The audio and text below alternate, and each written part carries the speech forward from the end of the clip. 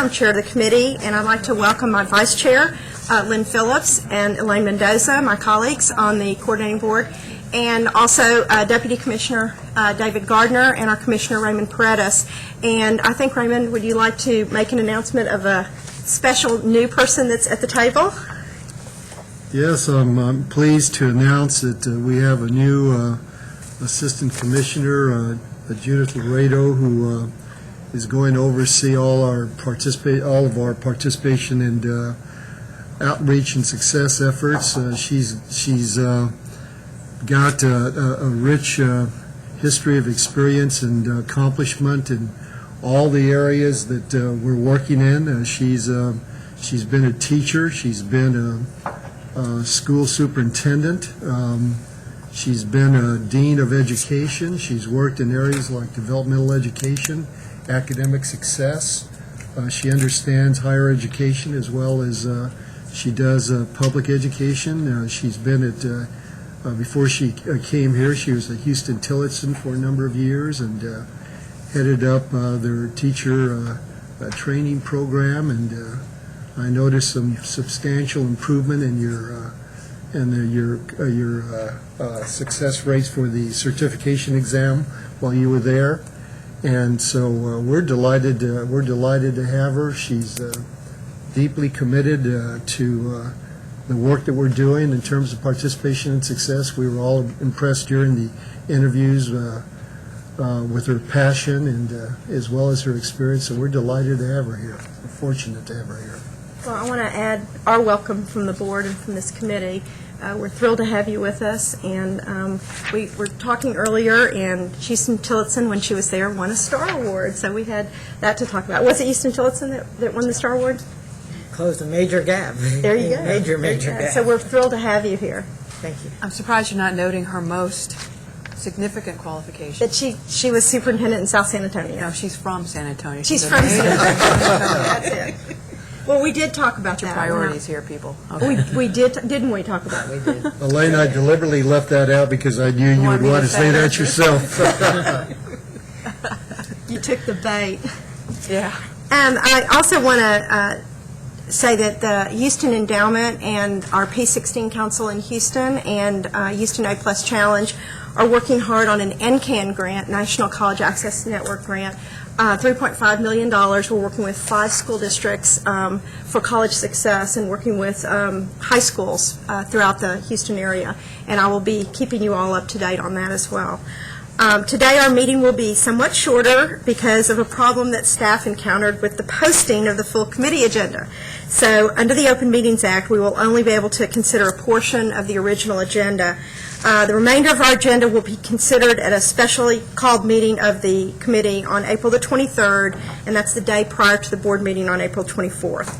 So the first item that we're going to consider is item 3, and we're going to have a presentation by Elizabeth Powers with the Dana Center on the Federal Teacher Quality Grant Program. The Commissioner's recommendations for grant awards for 2008-2009 are not yet available, but Ms. Powers will give us a presentation to provide background information on the Teacher Quality Grant Program.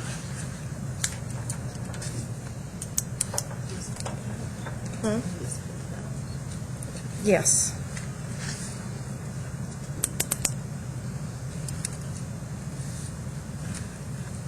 Good morning. Good My morning. name Good morning. is Elizabeth Powers, and I ask our Associate Director, Josephine Hamilton, to join us. Welcome. And we're just going to give you a brief overview, and then we can answer any questions you might have. The Teacher Quality Grants Program, next slide. The Teacher Quality Grants Program is part of NCLB. There are actually 9 titles. This is part of Title II. Next slide. We're actually Title II, Part A. Next slide. And this funding, the distribution to the states is decided by poverty rates, and $240 million comes into Texas under Title II, Part A. Of that, $234 million goes to the TEA. 226 of that $234 million actually goes to formula funding to the local education agencies or the ISDs. 6.2 million is actually dedicated to teacher quality funds for higher education. 6.2 million goes to the TEA for statewide activities, and then they also get 2 million for administration. So you'll hear these terms, SEA. I know most of you are probably familiar with it. The federal law calls the SEA, that's our TEA. The SAHI would be the State Agency for Higher Ed, and of course that's the coordinating board, and ISDs are termed LEAs. This is an unusual piece of money under NCLB because that's a K-12 law. Most of that money goes to the TEA and it's then funneled to the coordinating board or the other agencies. This comes directly to the coordinating board. So it's kind of a set aside. It was done based out of, next slide. It was based on, it evolved from the Eisenhower Math and Science Grants of the 1990s. It's really designated to improve student achievement by improving effectiveness of the teachers. The TEA, with their part of Title II Part A, can conduct about 18 activities. We really can only focus on one with the SAHI money. Next slide. So all federal funds have limitations, and these funds are no exception. Under these funds, they're required to be done as subgrants, competitive review. They're required 3 partners: higher ed faculty in arts and sciences, higher ed faculty in education, and a high need ISD. They must go for instruction in core courses. Now in Texas, over the past few years, the greatest need has been determined to be in science and math. And that need is determined in conjunction with the TEA. There are 2 state plans that actually go to the federal government for approval. One of those is a total title plan of all the 9 titles, and we're a part of that Title II. The other is more recent, and that's a state equity plan, and that's the equitable distribution of teachers and how that is, and we're a part of that because we help train and help them become more qualified. Next slide. Part of what the law says and the regulations say is that this has to be long-term intensive, has to be in core courses, has to be tied to standards. In Texas, of course, that's the TEKS. They really want you to focus on patterns of instruction and providing professional development that will provide in-depth conceptual knowledge. And you can read the rest of this list. It's really, ours are based on a combination of research on the effective professional development delivery and of professional practice. A lot of this work is based on the longitudinal studies that are coming out of the NSF, the Math and Science Partnership, and the Eisenhower grants that were done in the 1990s, where there are actually some outcome measures. And that wasn't always the case with earlier projects. Next slide. Next slide. One of the things that the staff suggested you might be interested in is how these projects are evaluated, and they're evaluated on 2 levels. One of the things that is required of every project is that they have an external evaluator, that they have a pre and post test, and that they do classroom observations. And again, that's just a minimum. They often do many more measures depending on their goals. For instance, they could do an efficacy measure if it's science. They sometimes will, a lot of times they want to look at artifacts to see whether or not teachers taking it back into the classroom. They also, if possible, try to do an analysis of student outcomes. Next slide. The statewide evaluation, we've just begun to do that since we've been housed at the Dana Center, and those are in various stages. Probably the most ambitious project, and we're just beginning the data collection stage of that, is a study on really all aspects of the professional development. So the teacher, when possible, the student outcomes, looking at components of the professional development itself, and although we may not be able to get causal information, trying to get correlations so that we can refine how those projects are designed and improve the chance that they're going to be effective and do what we want. Next slide. In addition to the evaluation processes, we also collect a lot of data, and we collect it at several levels. This is what the board committee generally sees in the very beginning. It's kind of a grant distribution, and since we don't have that yet for the 0809 projects, we kind of gave you an example of what we'll collect and try to provide for you before the board meeting in April. We will have information in mid-March. The final review panel is actually going to be done later this week, and then we take the most highly ranked and recommended until we don't have any funds remaining. So we expect to fund between 65 and 70 projects again this year. Next slide. We also collect data on the ISDs, and so this is just a snapshot, and this is the last year that we have full data for. In 06-07, the coordinating board funded 2-year projects, and so we don't have full data on 06-07. But this gives you a glimpse of where work with these projects is being done across the state. And it really is a pretty good geographic distribution. It's about the best we can get in Texas. Next slide. We also try to collect data about our teachers, and this is kind of one of those unintended things that we discovered several years ago. This is self-report data, but that's the only thing we can capture. And it appears, based on this self-report, that there's a very high retention rate in teachers in the workforce if they've been through one of these projects. And that's pretty consistent with what the NSF and math and science projects found, is that the retention rates for teachers are much higher. And so although that isn't the purpose of them for the state of Texas, that's a great benefit. I thought it might also be nice to have a little snapshot. So I'm kind of giving you the two ends of the spectrum. The typical grant has an intensive content in the summer. It's very focused to the teacher's needs. It's worked in conjunction with the ISD so that they're meeting the needs that teacher has, and is going to most likely affect student achievement. The academic year is for a period of reteaching and then working on discipline and related pedagogy. They're typically 13 months long.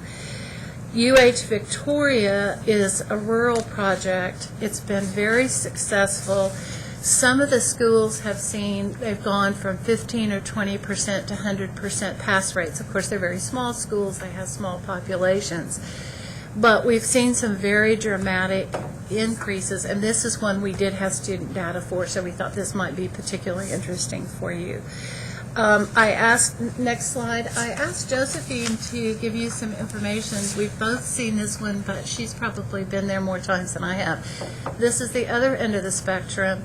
This is not a typical project. It's very well supported, and I'll let her talk to you a little bit about how it's supported and what they've been able to do in this particular project. Well, part of the reason this one's, the Rice Elementary Model Science Lab, is sort of an unusual project is that they conduct their project throughout the academic year. They have 90 teachers in their project.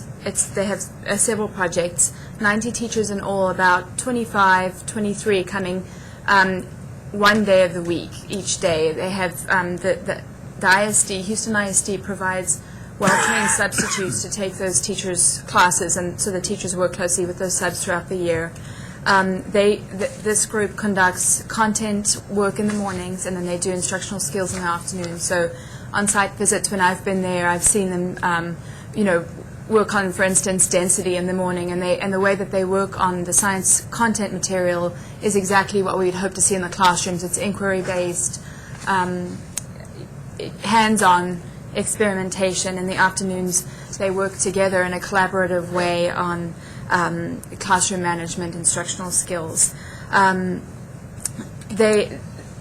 of the reason this project is unusual is that they've been able to kind of leverage support from the school district and from the community. They've recently got $600,000 from ConocoPhillips, but they have a lab with several rooms in Sanchez Elementary in Houston, which is kind of on the southeast side near the Ship Channel, and they have a master teacher kind of demonstrating effective strategies for the teachers. They have labs going on in the hallways outside. The students come in to the to work with a master teacher, and then they have several rooms for their own work. So it's a really fantastic project. And really, those are that's a basic overview. We have other information available that we'll be happy to share with you. I didn't know what kind of questions you had, but we'll try to answer them. And if we don't have the answer right now, we'll try to get it to you. Thank you. Questions or comments? Just Elaine? I'm not sure I understood that correctly. Does a school apply? Does a district apply? These funds can only go to higher ed faculty. So Okay. it really does require that partnership. Now, in San Antonio, we have projects right now at UTSA, Our Lady of the Lake, and University of Incarnate Word. So they really have to go into those school districts, work with the superintendent, and then work on a campus. And so it really does foster this P16 relationship. But that's how the campuses get to the funds or to the grant, is through the relationship with a faculty member at a higher ed. Right, and sometimes they initiate it, and they'll go to one of the universities and say, I really want to be involved in this, how do I do it? And sometimes they'll call us and we'll say, okay, here's some faculty we know in the past have worked in your area, and we'll try to help. And what is the connect them. poverty level to qualify? It's really, and this is one of the only programs that uses it, you're required to have one high-need ISD, and the way they define that is by census data, which, at this stage is 8 years old, but they do estimates. It has to be greater than 20%. However, having said that, I will tell you that they have to define it in some other way. They do a pretty complete needs assessment, and they have to talk about the needs of the teachers.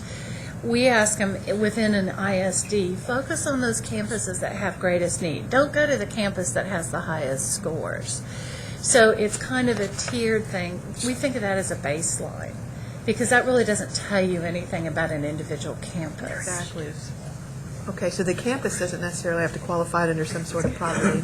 No, it's just the whole ISD. And then the urban areas, that's pretty easy. They all qualify. Dallas-Fort Worth, Houston, San Antonio, Austin, Right. they all. In the rural areas, it's often kind of odd because you'll find a school where there's tremendous need, but they won't meet that 20%. Yeah. Is there data collected regarding student performance? We have it on some of the projects and not on others. We're working to find new ways to get it. Because the FERPA laws, it's very difficult to get the ISDs to release it. The TEA doesn't have the data in the form that would be useful, which would be classroom level. We have campus level data. It's feasible that in San Antonio, we're developing what we're calling a pathway project with the ISD. Are you familiar with that? So the ISDs are signing contracts with the institutions to share data, and some of that additional data will come here. So that it's possible that, and we think we're going to do that very quickly in Houston as well.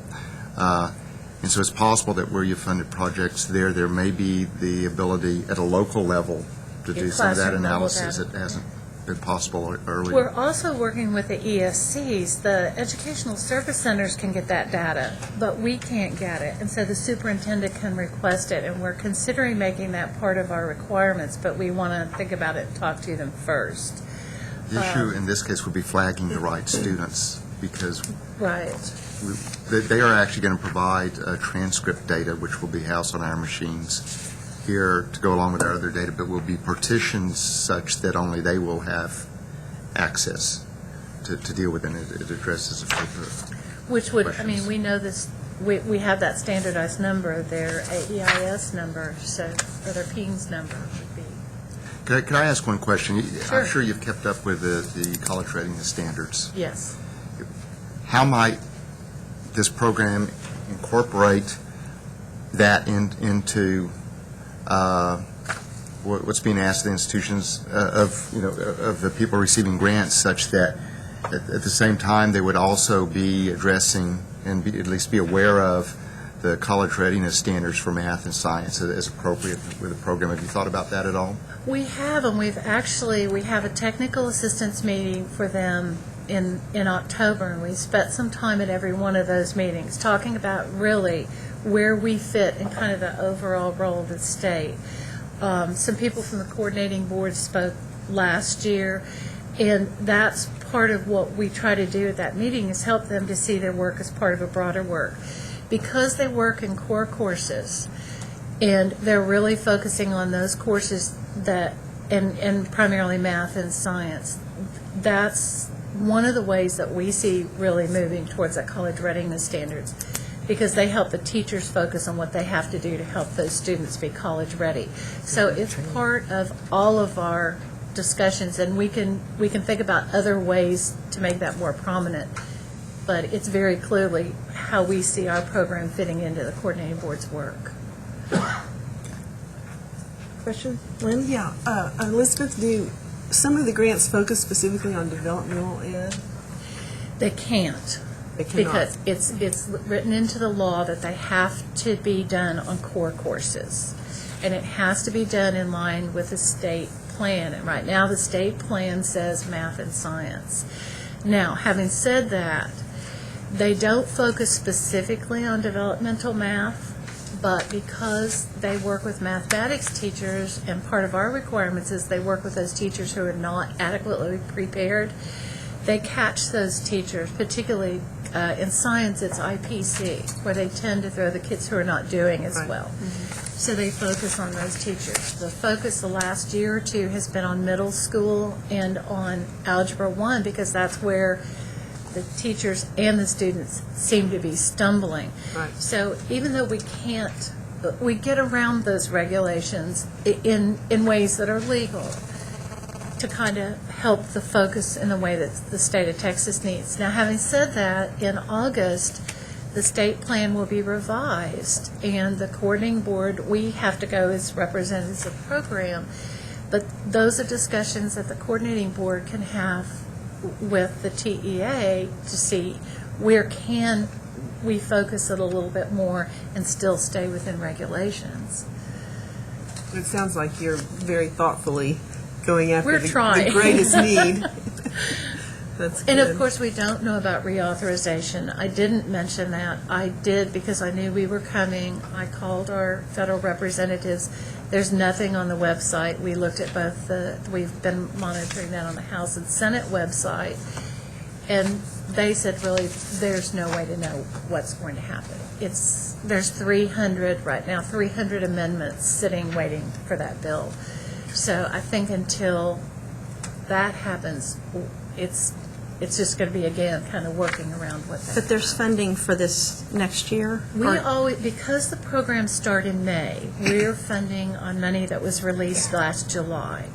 What they told us is they don't know what our allocation is going to look like, and they won't know until June. And I tried to nail them down, and they went 2 levels above our representative at the feds and could not get any information. There's none available.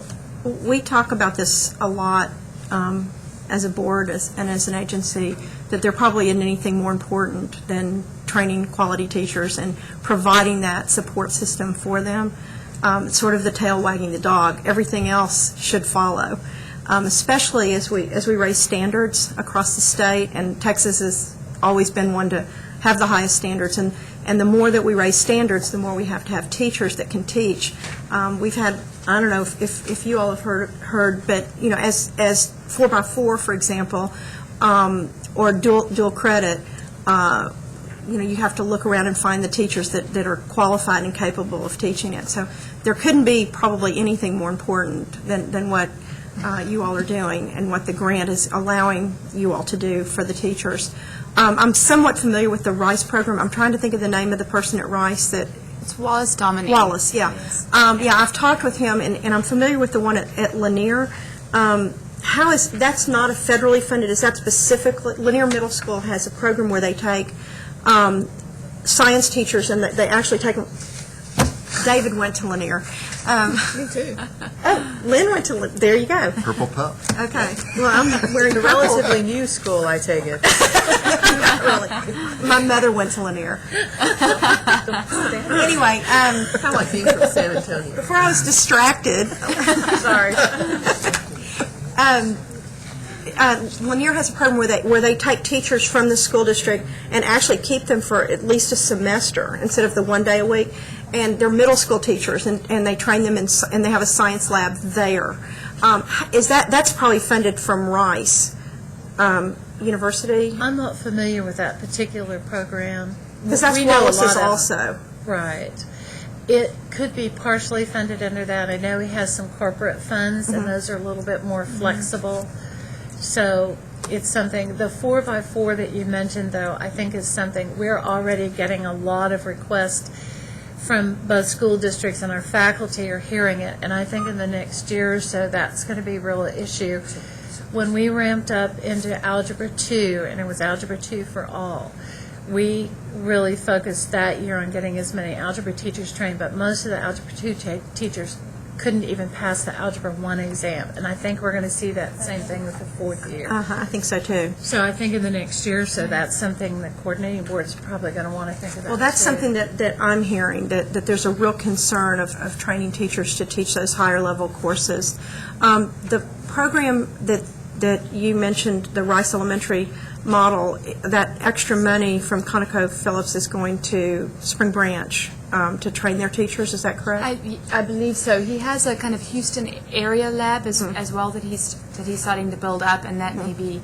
Do you know if he got the funds for that? I talked to him on Friday briefly. He said a press release was going to go out, but he wanted to know, because that's always one of our concerns, is developing these projects in a way that they're going to be systemic, and there's some chance that that project will continue beyond the life of our funds, and there are some ways to do that.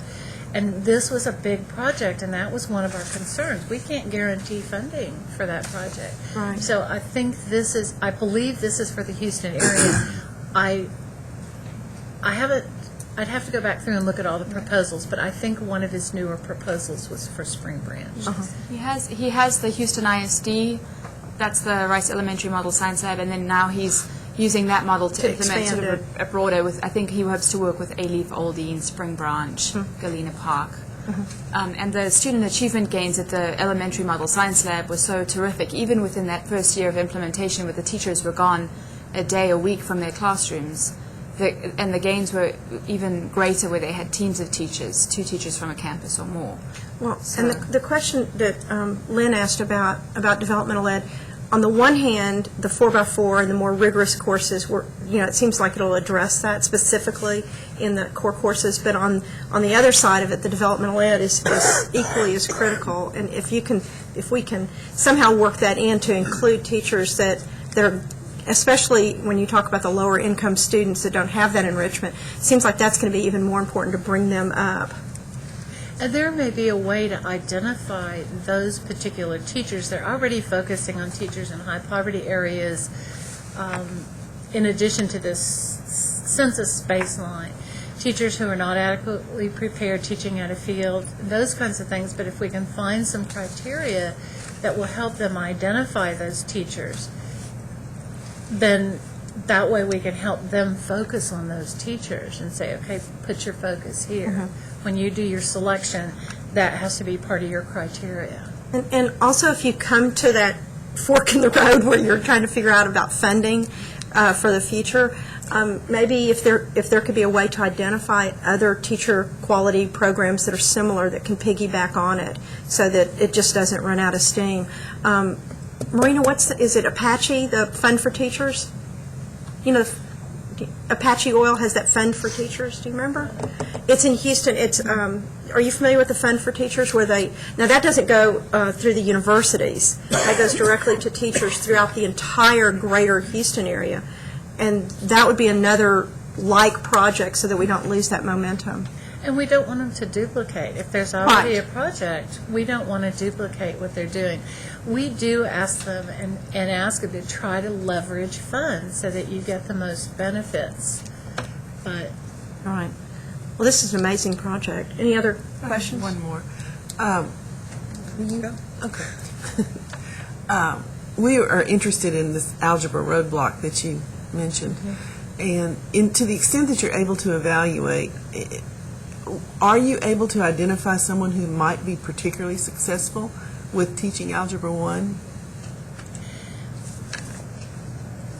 We probably could, but the problem is that higher ed doesn't have any control over that.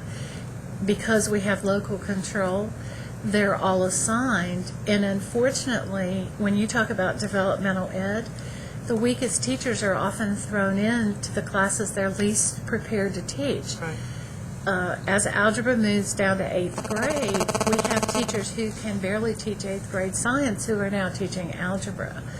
So there may be a way with this data, I mean, David knows more about what data is available. There may be a way, and if there is, we can put it as part of the criteria and say, try to find these teachers in a school district. Yeah, we just like to know who they are so we can talk to them. And we can tell you who's, well, it's an interesting, Josephine's been with us for several years, but generally when we have a new person in that's looking at them, they'll say there's something wrong with these pre and post tests, because we have teachers who literally cannot get a single question right on the pre-test. They will score 0. It's tremendously sad, and they're not all like that. But because we see the teachers at the lowest level, but, you know, if you can get them even 50%, you've made progress. I think that's one reason we tested out 2-year projects 2 years ago, and then the Fed said no more funding until reauthorization. You can only fund what you have. And we'll be really interested to see at the end of those 2-year projects. They'll be done in April. The early results are very promising. But it takes about 2 years to get a weak teacher to where they're really effective in a classroom. Well, that sheds a whole new light on the algebra roadblock. I don't It think really the kids does. aren't even on the right road if they have Because a they teacher. can't even take, most of our algebra teachers cannot get through a typical algebra course in the summer. What the faculty have to do is pick a couple of the most critical strands, do 2 or 3 of those strands, and then work with them on pedagogy and actually do reteaching in the fall and spring. Then if they have that second summer, they go through the other strands, reteach again, and then we see real changes in their classroom that second year. These summers. It's not an easy process getting a really weak teacher to be effective.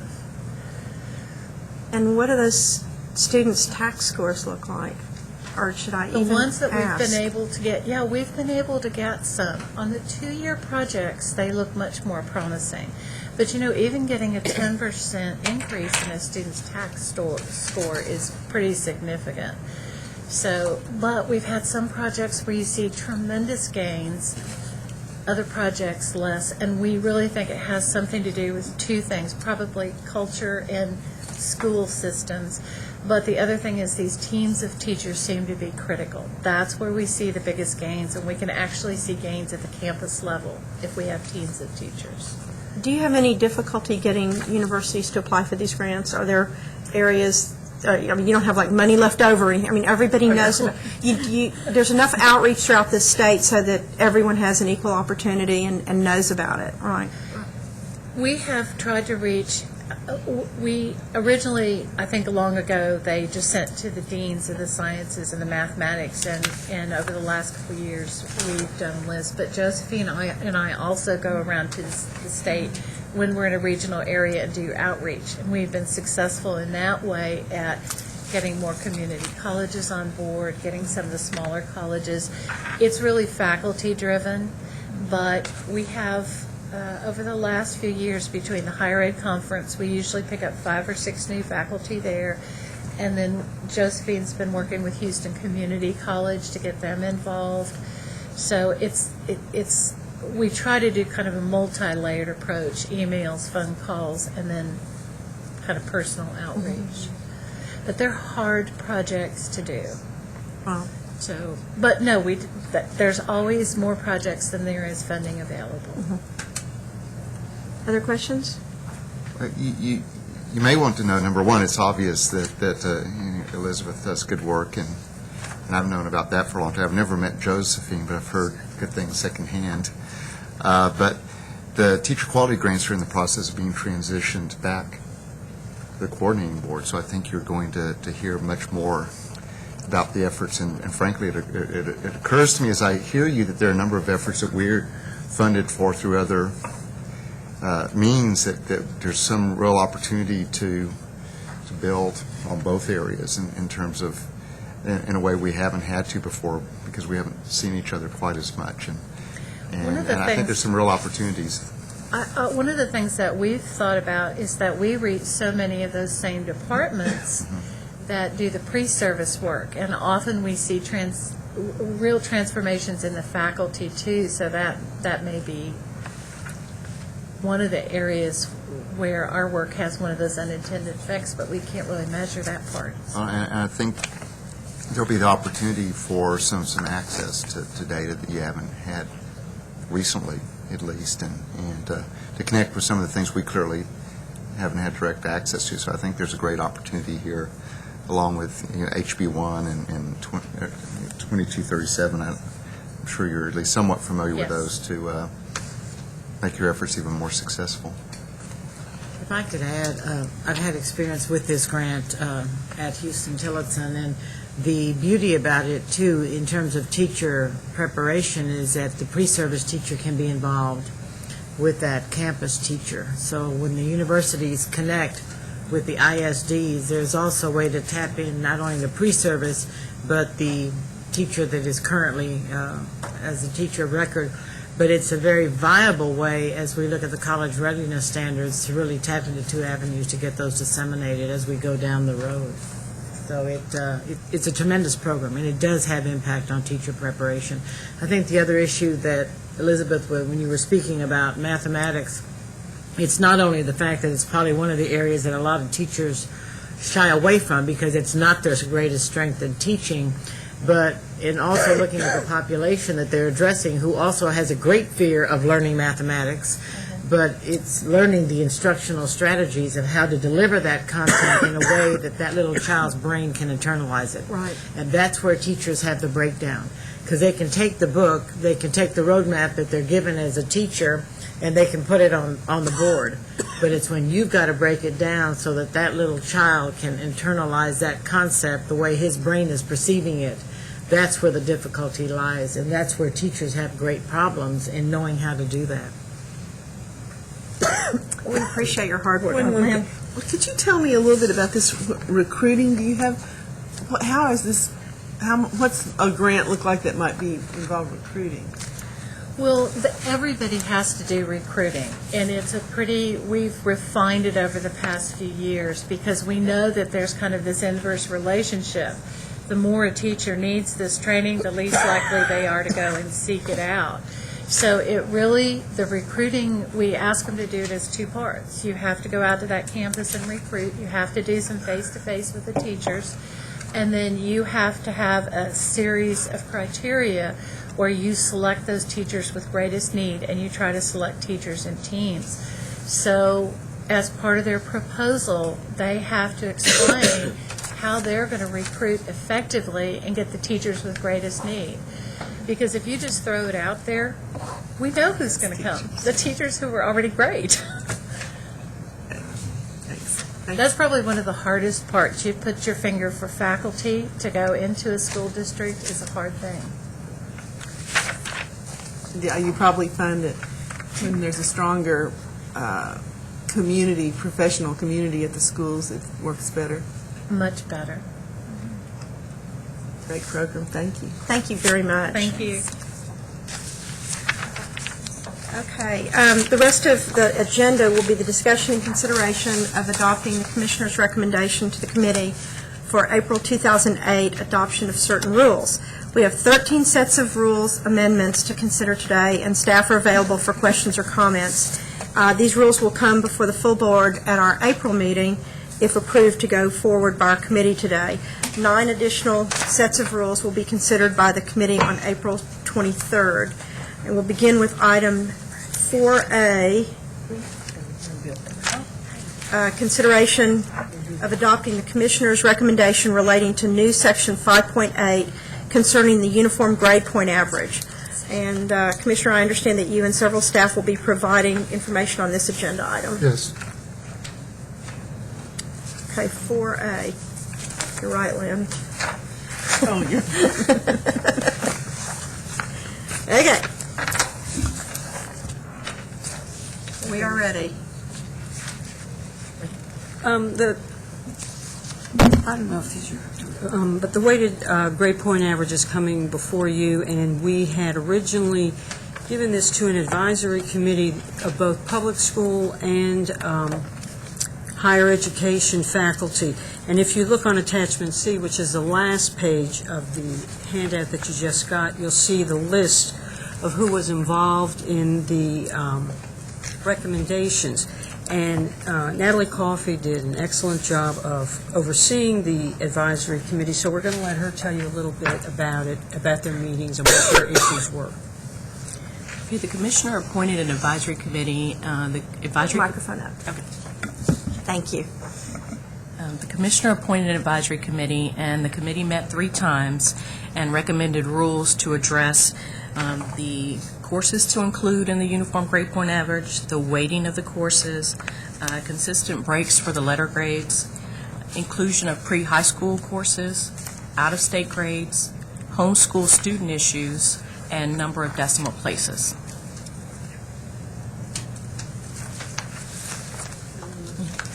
When we reviewed the recommendations made by the committee, and you're going to see those recommendations made at the bottom of your blue page, while this committee was operating, was meeting, we were kind of developing guiding principles that we could address each of the issues that the committee addressed. And we did make several changes in them after the commissioner and the executive officers reviewed the recommendations. And if you turn to the second page of your handout, you'll see a side-by-side of the same issues that Natalie just talked about, that the committee reviewed, and the changes that we would be proposing from the committee recommendation. Now, we do plan to go back to the committee with all of this, but we did want to show you what changes we were proposing and why we were making them. And if you, and this probably should have been done with the principles at the top, just so you could see why the changes were being made. But the original decision by the committee was that all courses, except those included in English as a second language, which is really a part of the text that are for the early grades, all of the disciplines would be included as part of the weighted grade, as part of the GPA.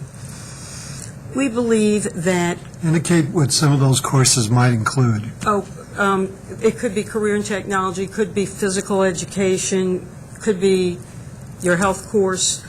It could be, in fact, an innovative course. It could be something on peer counseling, courses that didn't necessarily have a strong academic foundation. And what we wanted to do is have the grade point average calculation be compatible with the new rule about the recommended high school program being the requirement for admissions. So what the proposal of the agency is that the academic courses included in the GPA, in the recommended high school program, would be those courses that you look at when determining the GPA. Additionally, the Texas Education Agency has a list of areas for identification of advanced courses, and that's given to you in Attachment A. And we are recommending that additional courses that students take that fit into those 6 categories of English, math, science, social studies, fine arts, and languages other than English would also be included in the GPA. We don't want students to not take debate because it's not included in. So students would be able to take debate, they'd be able to take advanced social studies issues, they'd be able to take additional math, and we definitely wanted to make certain that the language courses, the advanced language courses that students were taking was included in. So what we've done is we have narrowed the recommendation made by the advisory committee in that respect. So a high school could ask TEA, or a district could ask TEA on behalf of a high school, for example, a health professions magnet, to have a health course count with a weighted GPA? Well, many of The those weighted course? Many of those courses are included in the, TEA has sort of a crosswalk for advanced math and advanced science courses that include some of the courses that are at the upper end of the career and technology framework, and they are included, those high-level courses are included in the text for mathematics and for science. So I think that most of those courses would be included there. Magnet schools have always operated on a different kind of system, and I think in the follow-up discussions that we're planning on having, that's certainly an issue that we'll want to Yeah, because I would Make think certain that we address. that high school to high school across the state, that there are going to be courses that are offered that may not be thought of as core or traditional courses, like you mentioned, debate. But there could be weighted courses for some high schools and not for others. So David and I were talking about this earlier. So the end result would be that students' GPA at one high school may have a different threshold than another high school, but the end result is so that colleges can just look back and see who's number one, number two, number three. What is the end goal? Is that the end goal, so that colleges can look back and see some sort of consistency? The end goal is that at colleges and at universities and colleges, there would be a consistent GPA. We are not trying to in any way infringe on the school district's right to have their GPA and to figure it how they want. This calculation would take place for those institutions that use a GPA as part of their admissions requirements. And I don't know if now is the time to address some legislative issues. Let's go through all the steps. To summarize what you're saying, high schools will still have, school districts will still have the authority to determine class rank in however way they wish. If they want to count all these courses, physical education, health courses, whatever they like, career and technical education courses, they can. This is a way we are going to calculate GPA for admission to universities. Okay. The second issue was weighting of courses, and in the proposal put forward by the advisory committee, they were including, thank you so much, they were including pre-AP, pre-IB, and honors courses. We would recommend that the courses indicated in the 74.30, which is attachment A again, that those are the courses for which you would receive a weighted grade. And those are basically dual enrollment AP and IB courses. So the pre-AP and the pre-IB would not count. It would just be those courses that were included in 74.30. And our rationale for that is that the inducement to take those pre-AP courses is that you're better prepared to actually do well in those AP courses and earn the grade, the higher grade there. But to essentially weight the same experience twice didn't make a lot of sense to us. Can you all rewind this one? I'm confused about this. Well, and maybe this will help. AP and IB courses have either a curriculum that is prescribed, and therefore we can assess and determine that this is a high-quality academic course. AP has a curriculum guidelines, and they are doing a much more thorough job of making certain those courses meet high standards. Pre-AP and pre-IB and honors courses are locally developed courses. Okay. And they're, do you want me to stop? Oh, no, I'm okay. listening. And they are... Okay, now stop. I know, it's bad.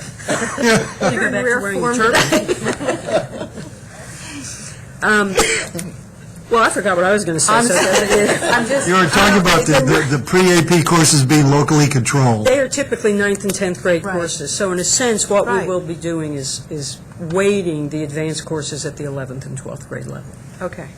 It's just so funny. I mean, my daughter's in the 8th grade. We just went through this process of signing up for all the classes and the encouragement was take as many pre-AP and AP Right. courses as you can because it's better to get a B or a C in an AP class than it is in a regular class and all this. And that included, even extracurriculars like band, et cetera. So I'm trying to think, how is this applying? It applies very well, because what you're talking about is a local level decision, and your district is determined that because there's more advanced work in the pre-AP and pre-IB, that should be included in their grade point average. Those courses will prepare the students to be taking the AP and the IB courses and that the universities will be looking at. Right, later on. Yeah. Uh-huh, okay.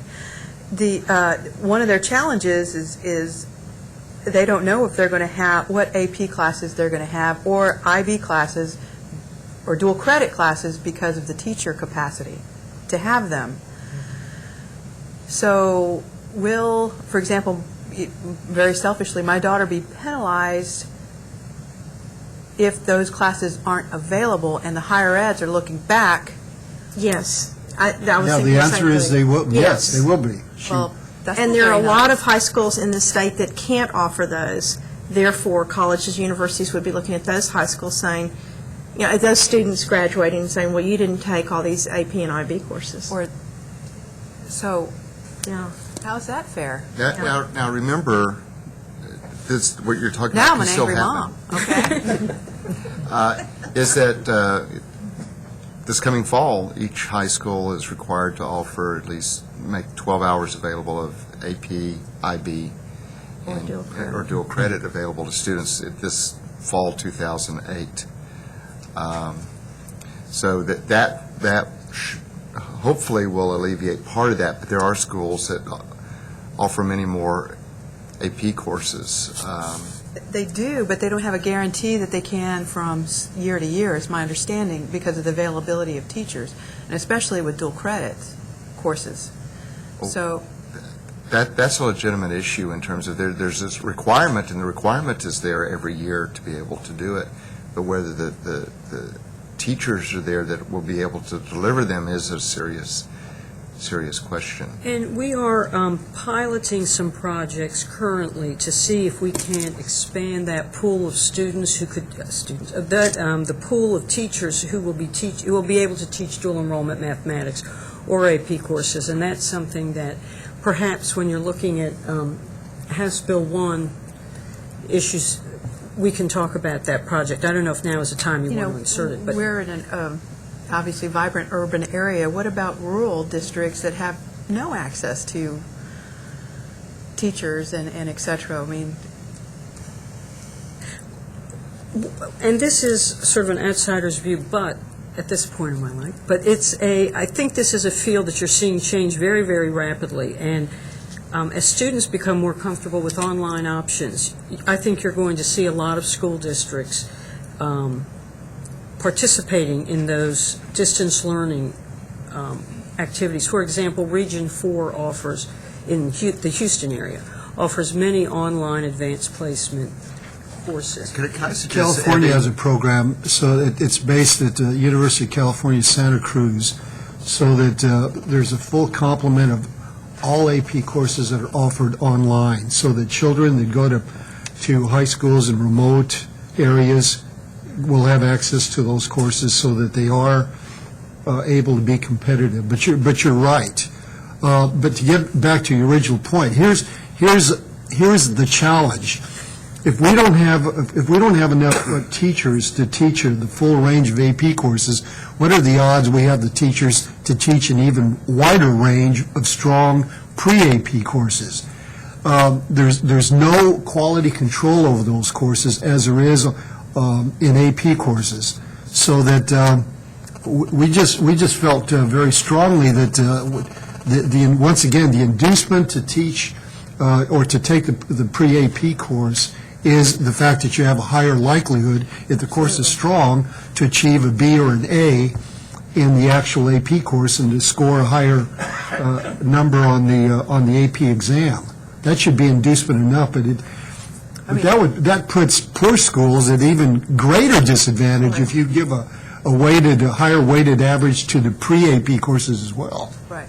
And, I mean, philosophically, this is absolutely where we need to go. The victims, though, of circumstance will be the students. Well, what we've got to do is as we put this into place, and we've already talked about thinking about ways that we might be able to postpone the implementation of it, is to work on online courses and that would be available to every high school in the state. I see a red flag on this, big time, with the weighted pre-AP and IB and honors. In rigorous competitive middle schools, they're feeding into rigorous competitive high schools. Students and their families are very specific and strategic as to these courses that they take so that they can get the kind of GPAs. Forget the GPA within a school system. They want the GPAs for those colleges to be looking at their kids. We have students throughout the state that don't take PE, that don't take, health until their senior year after the GPAs have already come out, specifically so that they can get weighted higher, and they take every AP and IB course. They don't take any of the courses that aren't weighted. They don't even take them till their senior year. I mean, there are real serious kinds of strategies going on, and these are the kinds of kids that are, middle-class kids, upper-middle-class kids, and even poor kids that we want to keep in our public schools. It would be a real an advantage to go to a private school instead of a public school if they can't get those weights and those colleges aren't looking at them. Because I can guarantee you the private schools do have them, because I know they do. Related to that, tell me why this isn't a huge disincentive to take Algebra 1 in the 8th grade. I certainly wouldn't have suffered through it with my Well, kid. we've addressed that issue. Well, that way, that's one of the only ways you can get 4+ years of math. I know, that's... And science. you've Well, addressed it. I it's didn't hear part it. of the recommended high school program, so wherever you take the course, the grade, that course will be counted in your grade point average calculation. So a pre-AP course that's part of the recommended high school program will be counted, will be weighted. No, it won't be No, weighted. no, No, it's not the not. That will pre-course. be counted. There are courses that would not be counted. Well, I think this is just a huge disincentive to taking Algebra 1 in the 8th grade. Why is that, Why? Lynn? I'm not connecting that dot there. Because you don't get the extra grade point average. Well, you don't if you take it in high school either. Up until your junior year, you don't get anything weighted, right? Right, so it wouldn't matter. Oh, I didn't know that. Well, pre-AP. Yeah, because all the they don't have, there's only one course that my daughter could sign up for as a freshman, or no, a sophomore, an AP course. But geometry or what? No, it's social science or history or. But again, that's Probably the word what geog- these students figure on, is taking those weighted courses Well, early. Absolutely. One a response to the issue that both of you, well, the three of you have raised in some states it's obviously makes things more complex, but some states have what they call an academic opportunity index.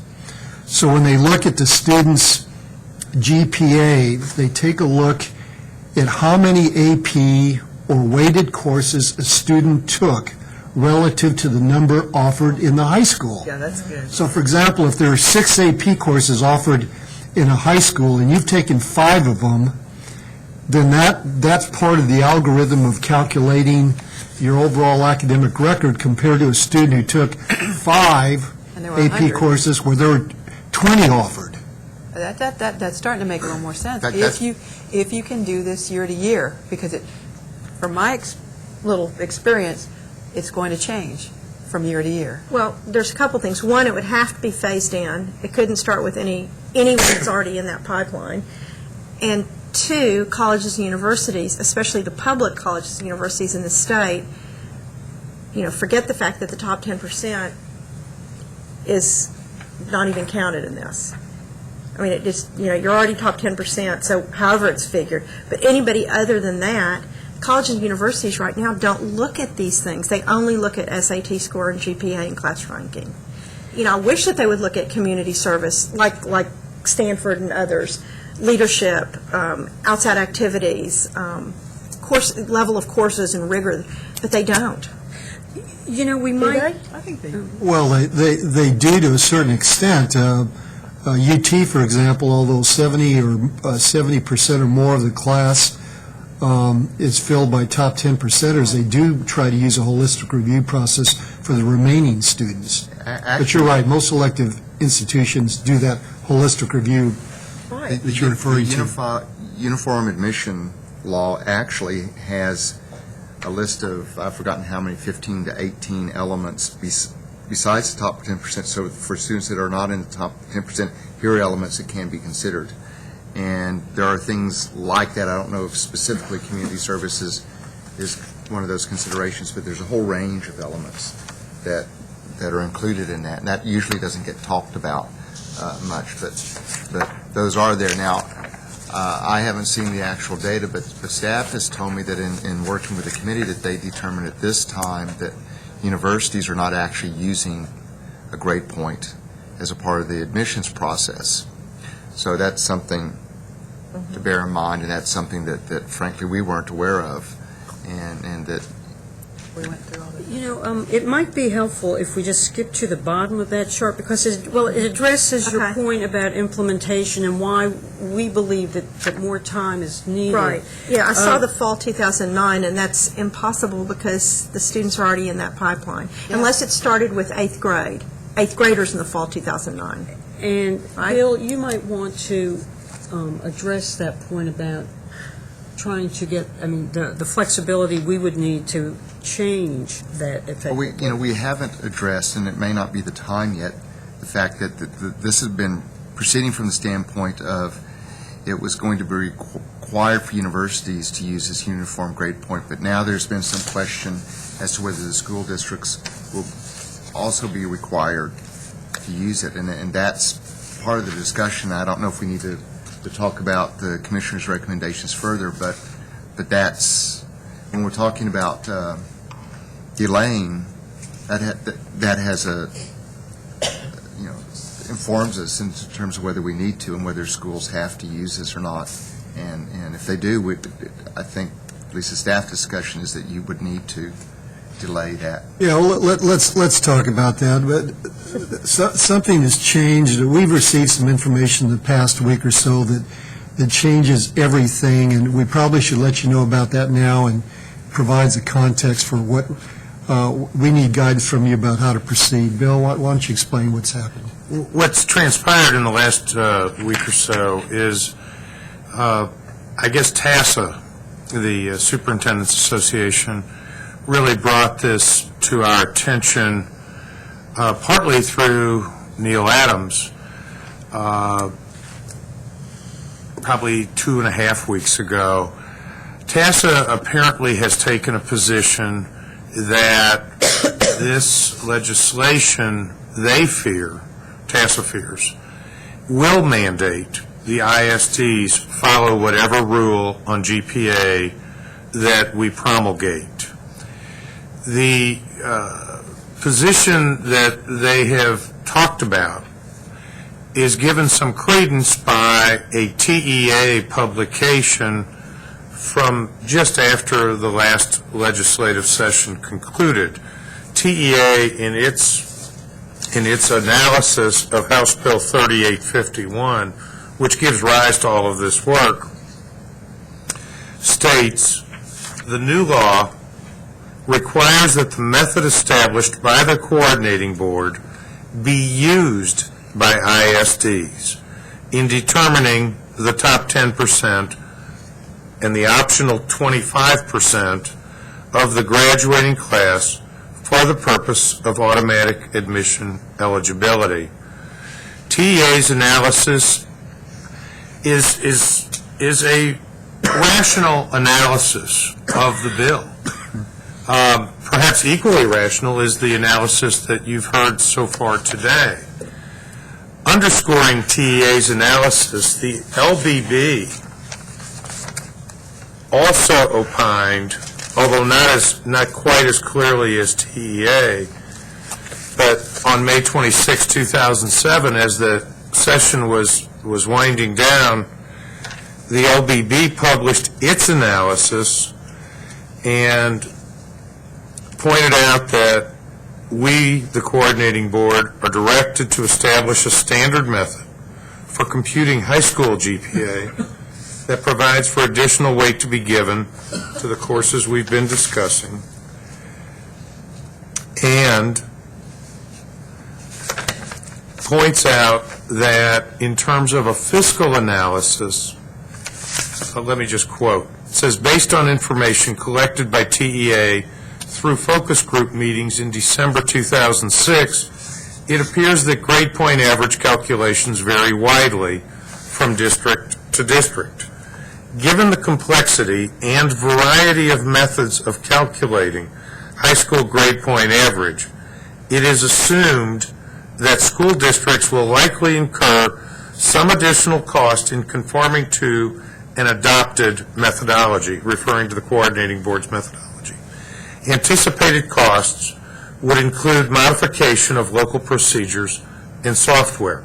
So at least implicit in the LBB's analysis and fiscal analysis is an assumption that the GPA that the coordinating board ultimately adopts will be mandated for the ISDs to follow. So we've discussed this over the last few days. The analysis that you've heard by staff here this morning, I think, is a very rational analysis. We're tracking the bill language. We're doing what the bill says to do. But I also believe that TEA's and the LBB's analysis is likewise a rational analysis. And the upshot is we're not sure what the board would like to do. So we're here to seek, as I understand it, your all's guidance on this issue. And perhaps one consideration would be, given the unevenness of these interpretations, to seek an opinion by the Attorney General as to the applicability and substance of this law. There's another complication. Chairman Morrison, for example, has said publicly that the intent of this legislation was once again not to infringe, or there was no intent to infringe on the authority of local school districts to determine, calculate GPAs in however way they wish. David and I met with the members of the Texas School Alliance about 3 weeks ago, and we essentially said the same thing. Now, these interpretations by the LBB and by TEA make those positions questionable. And so we need guidance from this committee about whether we should ask for an AG's opinion, and we should wait for that. We still have plenty of time before we have to finalize the GPA calculation. But at the very least, even if you say go ahead and do it, and we want to approve it, we need to circle back, and we need to talk to superintendents. We need to talk to members of the legislature and make sure that they are aware of these two legal judgments, or these two opinions that have legal ramifications, so they know that the calculation that we come up with will have greater impact than we had originally thought it would. Absolutely. Well, even if you had said to the superintendents in Texas School Alliance that they can still calculate their GPAs for purposes of their own. Valedictorians and so forth, the Right. honors. But if the other side of it would still be that the universities would then basically calculate based on courses that they feel are appropriate, it seems to me that we absolutely have to go back to the school districts to get input into this. I mean, the process is more important than the outcome at this point. And it would be my thought that we provide input into our concerns, recommendations, whatever, but it would be appropriate, I think, to table this for any kind of, decision until we have more information. Instead of appointing a committee, or in addition to appointing a committee, I should say, I would think that you'd ask TASB and TASA and Texas School Alliance to have their own representation. Instead of us appointing them, that we would go to them Can and we say... take that as a directive after you all? Well, only if my colleagues agree. but Well, that's what I say. I would like to Yeah. have, I'd like to have a board decision on this. Yeah, well, that would be my suggestion, is that we, the most important, how it affects people most importantly is going to be affecting the students who are going to either get into or not get into universities based on what they thought were the rules. Right. So it's going to be based on, in my opinion, a phase-in so that everyone's consistent. It's going to take into account mobility of these students, which is a positive. It seems like we'd list have maybe columns of what are the benefits and what are the challenges. And one of the benefits, of course, is we have, and David, you and I were talking about this too, we have 30, 50, 60% mobility rate from high school to high school to high school or middle school or whatever in this state. That is a real positive if everything is consistent. But what I see as a challenge is one, changing the rules in the middle of the game for a lot of these students that are already in that pipeline, and their parents, and the universities, and Elaine, and especially Elaine. But the other is the process itself, which really does concern me. And I would hope that we would get input from representation of TASA and TASB and all of the superintendents, which would be, I guess, TASA and the Texas School Alliance, so that we can make sure we're all on the same page. Are we have a quorum, right?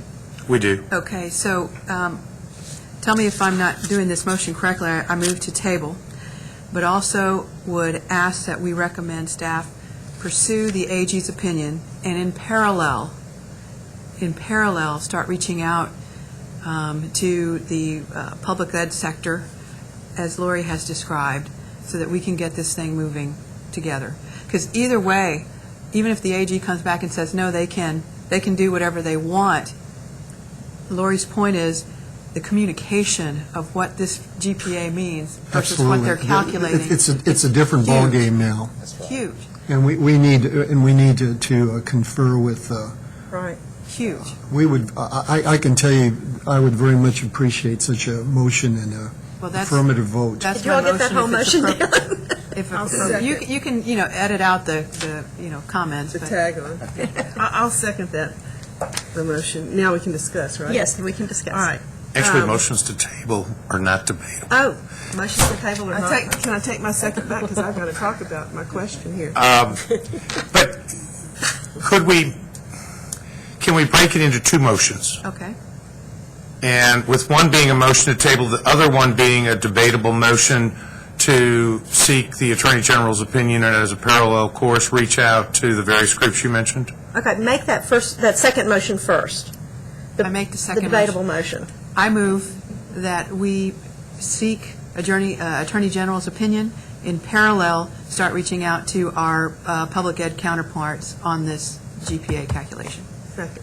Okay, now discussion. Thank you. Well, I've received more calls on this than anything else since I've been on the coordinating board. Yeah. And parents. And I didn't call you. I can tell you that every single one of them thinks that the purpose of this is to create uniformity for the top 10% situation. That's what they think it is. That's certainly what I thought it was. Yeah. What's the reason for this, if not? I think it's, I think frankly, it's to give universities consistent tool in admission decisions that go far beyond the top 10% plan. But they aren't using it. Well, but they don't use grade point average because there's so much variability in how it's calculated. So this was totally unconnected to the problems with the top 10%? Being calculated differently and Well, different? that's part of the problem, the conundrum that we're describing right now, because if you look at TEA's evaluation of this House bill, it clearly states the new law requires that the method established by the coordinating board be used by ISDs in determining the top 10% and the optional 25%, et cetera. So. I'd like to know what other people's perceptions was. My perception was that was the main purpose for it. I mean, it's nice if it's also accurate and uniform, and the colleges can use it for those below the top 10%, but was that your perception? Yes. I guess it really doesn't matter now. We're asking for the AG opinion, But we'll have it officially. hence, all these problems about waiting and all this are just, these parents are just going berserk because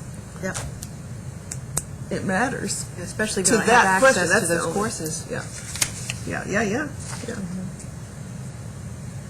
So you call the question. Okay, let's vote. All in favor? Aye. Any opposed? I don't think so. Okay, motion passes, and the second motion? I move to table this Second. until the next appropriate time. Okay, second. Vote, all in favor? Aye. Aye. Motion passes, and we can have an update, I'm assuming, at the April 23rd committee meeting? We will. What you all have found out?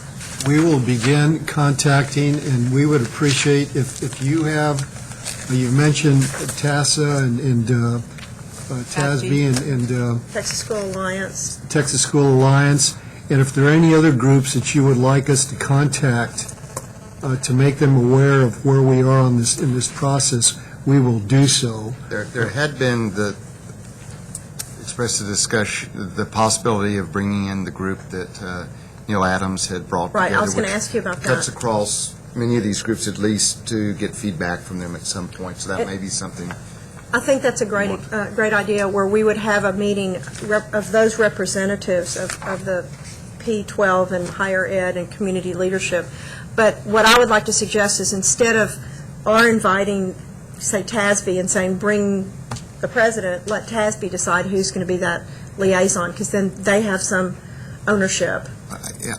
I see those as two different things. I saw that the use of the Neil Adams Committee is simply they represent many associations in a way to get information out to them quickly, and maybe even as a way to ask for them to identify people. Right. But not for them to be the committee. And that's up to you to determine. Okay, well, that's fine, too. I understand what you're saying. But actually, when they came, it was the executive director of TASA, executive director of Correct. TASB. So I would leave that up to them as well. But I would welcome an opportunity to talk to them, and that might actually be a good opportunity to talk to them about other issues as well. Although I kind of feel that this would take up all the time of that meeting, something tells me. We need to talk to some sort of representation for parents. I don't know if there's a statewide. There is. Gifted and Excellent idea. talented. Yeah. And Well, I would you would also, know that. if there's some group, some organization that includes students, I'd talk to the students too. A lot of times they know more than We anybody. will talk to counselors.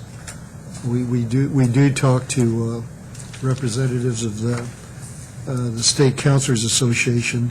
We'll reach out to them, and we will identify, you've made it clear what constituent groups you want us to The reach out Texas to. Association of Partners in Education, TAPE, would be a great organization to discuss this with. And I believe they were represented at that meeting that Neil had put together. I think they were. And if there's a statewide PTA organization as well. There is. Okay, we can't discuss the motion, but any other, do you all have any feedback or? No, I think we've gotten Okay. the direction. Okay, thank you very Thank you. much. Good work. And we're fully aware of how sensitive this issue is. I just didn't know how personal it was. Went through it. Okay, item 4B is consideration of adopting the Commissioner's recommendation to the committee relating to new sections 4.210 to 4.214 concerning intensive summer programs. Cynthia Farrell is available for questions or comments. Us?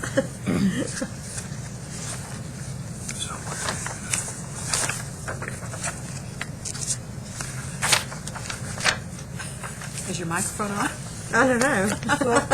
I mean, we can just move to adopt, I Okay. guess. Do we have any, well, actually, do you have any questions? No. No? Okay. Do I have a motion? I move we adopt. Okay, second? Second? Okay, all in favor? Aye. Okay. Motion passes. Item 4C is consideration of adopting the Commissioner's recommendation to the committee relating to the review and readoption pursuant to Section 2001.039 of the Government Code of Chapter 21, Student Services. Lois Hollis is available for questions and comments on these rules and all those that follow this agenda item. Agenda item 4C. Any questions or comments? Lois, do you want to tell us anything, or you just want to see if there's any questions? Either way, I mean, what C is every 4 years we're required to readopt our rules, and so C is all the rules that we are adopting without any changes. Okay. So moved. Second. All in favor? Aye. Opposed? No. Motion passes. 4D, consideration of adopting the Commissioner's recommendation to the committee relating to the review and readoption pursuant to Section 2001.039 of the Government Code of Chapter 22, Grant and Scholarship Programs. Any questions? Is there a motion? I move readopt. Second. Okay, all in favor? Aye. Okay, motion passes.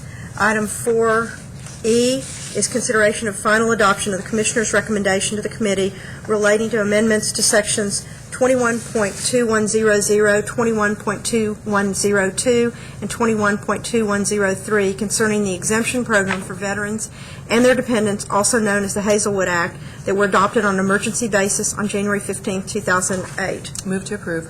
Second. All in favor? Aye. Motion passes.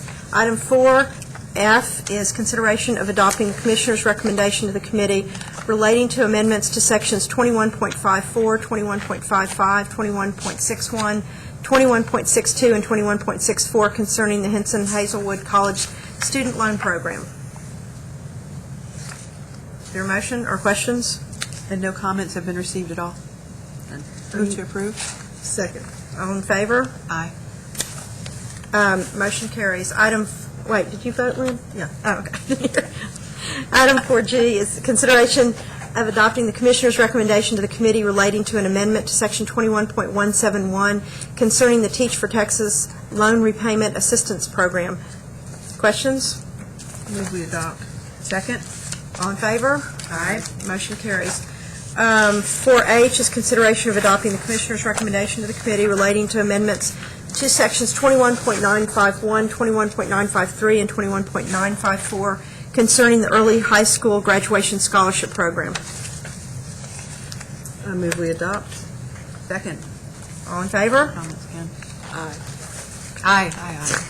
Motion carries. Item 4I is consideration of adopting the Commissioner's recommendation to the committee relating to amendments to Sections 21.1081, 21.1083, 21.1084, and 21.1088 concerning the Educational Aid Exemption Program.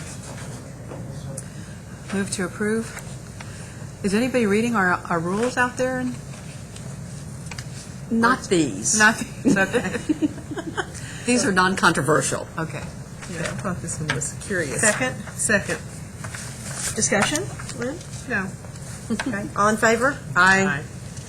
Motion carries. Item 4J is consideration of adopting the Commissioner's recommendation to the committee relating to amendments to Sections 22.22 through 22.30 concerning the provisions for the Tuition Equalization Grant Program. Discussion or? Move to approve. Second. All in favor? Aye. Motion carries. Item 4K is consideration of adopting the Commissioner's recommendation to the committee relating to amendments to Sections 22.226, 22.228, 22.229, 22.231, 22.235, and 22.236 concerning the Texas Grant Program. Move we adopt. Second. Okay. I have a question about this one. Okay. The Texas Grant Program, as I understand it, in the initial years was overfunded and underused. They couldn't get enough students. Now it's underfunded and over-needed or something. Right. Any comments on that or anything that, I guess that additional monies would have to be taken up in the legislature. Yeah, and we do projections once a year to see, based on the students coming out of high school, what's the need going to be moving forward. And could we have that by the board meeting? That would be helpful to see. Okay. You sure can. All right. Let's vote. All in favor? Aye. Motion carries. Item 4L is consideration of adopting the Commissioner's recommendation to the committee relating to amendments to Sections 22.254, 22.256, and 22.260 concerning the Texas Educational Opportunity Grant Program. I move we adopt. Second? All in favor? Aye. Okay, motion carries. Item 4M is consideration of adopting the Commissioner's recommendation to the committee relating to amendments Sections 22.282 and 22.284 concerning the Good Neighbors Scholarship Program. Move to approve. Second. All in favor? Aye. Lynn? Aye. Oh, motion carries. That concludes the agenda for the Committee on Participation and Success, and we will have a special called meeting of the committee on April 23rd to consider the rest of the items on the original agenda that were postponed. We are adjourned until 1 o'clock when we will have the Academic Excellence and Research Committee meeting.